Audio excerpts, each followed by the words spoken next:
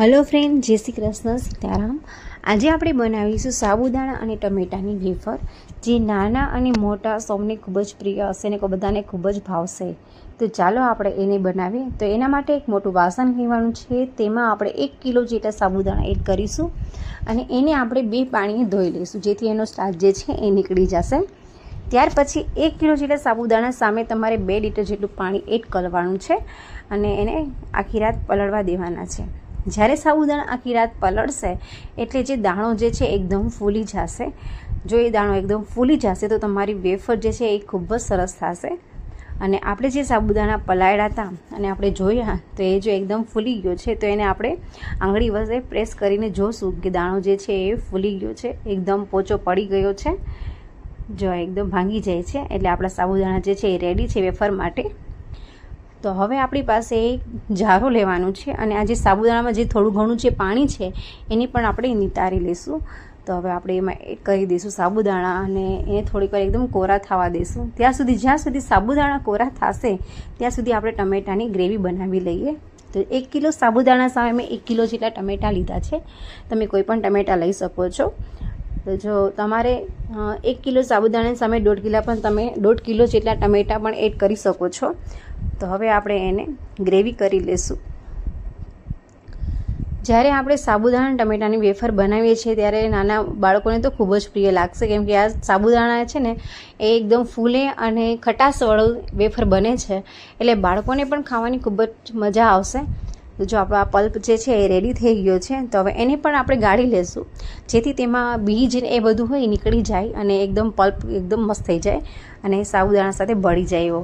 તો જો હવે આપણે એને ગાળી લઈએ છીએ જો આ રીતે, કેમ કે જ્યારે આવું વચ્ચે આ રીતનું બીજ ને બધું હશે તો સાબુદાણાની વેફર જે છે તમને ખાવાની મજા નહીં આવે। તો આપણે એને ગાળી લીધો છે અને આ રેડી છે આપણો પલ્પ। તો હવે આ બે પલ્પ રેડી છે અને સાબુદાણા પણ રેડી છે। તો ચાલો હવે એને આપણે મિક્સર કરીએ। તો એક પેનમાં લઈ લીધા છે સાબુદાણા અને હવે એની અંદર આપણે જે ગ્રેવી કરેલી છે ટમેટાની એ પણ આપણે કરી દઈશું। તો આમાં આપણે તમે જો જીરું અને આદુ મરચાંની પેસ્ટ, તીખાનો ભૂકો, આ બધું તમે એડ કરી શકો છો। તો અહીંયા મેં જીરું અને તીખાની ભૂકી જ એડ કરી છે અને મીઠું સ્વાદ અનુસાર। અને હવે જો આ એકદમ મિક્સ કરી લીધું છે, તો હવે આપણે એને ગેસ ઉપર ધીમી આંચ ઉપર રાખવાનું છે, જેથી એ બેસી ના જાય અને એકદમ સતત ચલાવતું રહેવાનું છે।